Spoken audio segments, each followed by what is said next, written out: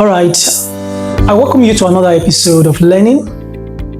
Today we shall be considering the grammatical functions of a noun clause. Remember, in our previous class, we were able to consider one of the grammatical functions of a noun clause, which is the subject of the verb. Mind you, I said the noun clause performs 6 basic functions. Number 1, the subject of the verb, object of the verb, subject complement, object complement, object of the preposition, and their positives. Those are the 6 basic functions of a noun clause. And also, I want to quickly use this medium to intimate you with the various types of a noun clause aside the regular form. Of course, if we have a noun being preceded by modifiers, such as the beautiful girl, the handsome boy, that is a regular form of a noun clause. But we have some other types of a noun clause that most students, either at the course of answering their questions based on grammatical names and functions in the exams, they are always faced with as a challenge. And as a result of that, I've deemed it fit to consider the various types of a noun clause before we look into some of the grammatical functions, so that each time you come across them in any kind of expression, it will be easier for you to recognize them and also to answer questions related to them. I said we have the WH nominal clause. In our previous videos, you can revisit them. You will see those types of a noun clause. We have the WH nominal clause, and these are the clauses that are introduced with the WH word, such as why or what.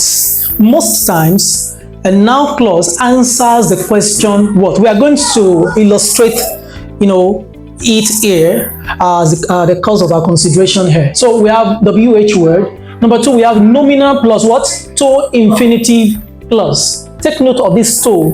Whenever you come across to a clause being introduced with a to, then it is nominal plus to infinitive clause. And we have nominal plus ing clause. This kind of clause is introduced in a progressive form.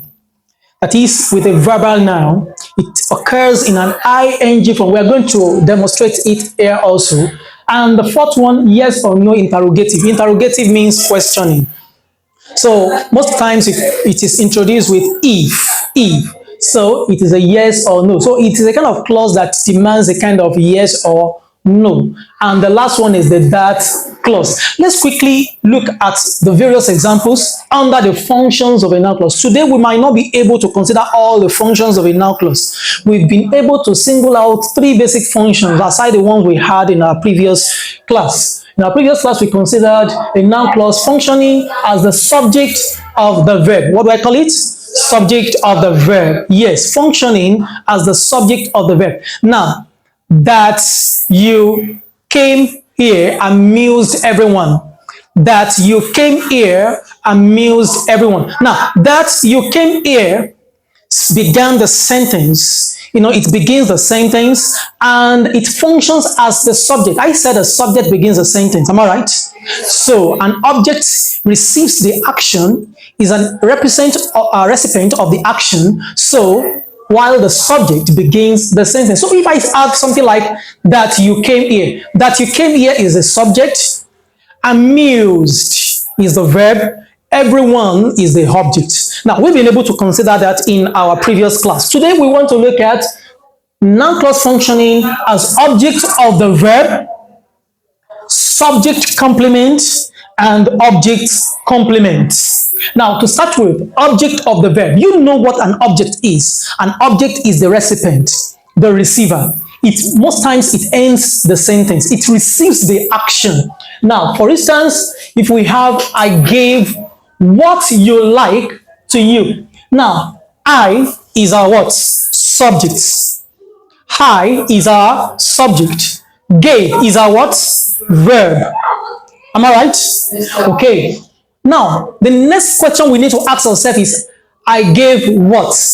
Remember I said a noun clause. The easiest way to recognize a noun clause is to ask the question, what? I gave what? what you like. Probably if I give you some fruits, that means some fruits are what you like, because what you like answers the question what. So since I is the subject, gave is the verb, what you like is going to be our what? Object. Here we cannot say what you like is an example of a noun clause functioning as the object of the verb. And what type of clause is this? It's under the WH nominal what? Clause, because it begins with WH word. All right. Now, having considered that, it will be good enough for us to have one more example under the object of the verb. Yes. Who is giving us an answer to that? A noun clause functioning as the object of the verb. Yes, Naomi.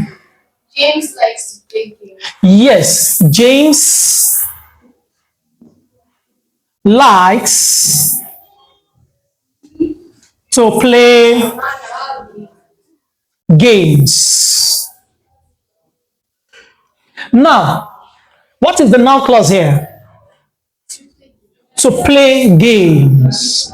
To play games. Why is it to play games? Because it is introduced with to infinitive noun clause, nominal clause. So we have to play games. Now, let us see if it answers the question what. James likes what? To play games. Do you understand now? Now, James here is our subject. Likes is our verb, while to play games is the object, which is what he likes doing. All right, we move to the next one. Subject complement. Subject complement. Example, the man is what people say about him. Now, the question I will ask is, what does the word complement refer to? Complement means additional information, giving us further information about a particular subject or about a particular object. So once something gives you a further information, such thing is regarded as what? Complement. I complement it. It complements it. Now, for what we have here, the complement is not complementing anything aside what? The subject. Now, what is the subject here? From the man is what people say about. What is the subject here? The man is the subject. Now, something is telling us or giving us more information about the man. The man is. Now, for you to recognize a complement, you will see the introduction of an auxiliary verb in between. And that is what differentiates a complement from a positive. By the time we get to a positive, I will give you a distinction between an appositive and a complement because they look alike. But this one is a complement. Why? Because it is introduced with an auxiliary verb. So we have the man is what people say about him. What people say about him is referring to the man. Am I right? Now, and it is introduced with the WH word under the WH nominal clause. So we can say this is an example of a noun clause. So the grammatical name is noun clause. The grammatical function is subject complement. In case you come across things like this in your exam, easily go through the various types of a noun clause and check if we have those forms in the questions asked from you. Now, we have one more example to supply under the subject complement. Who is going to answer that question?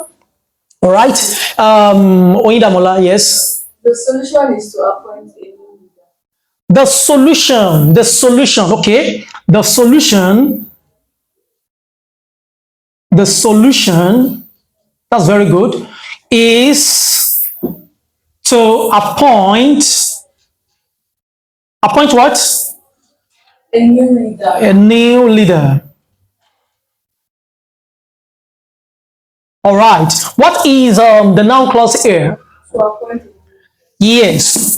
To infinitive nominal.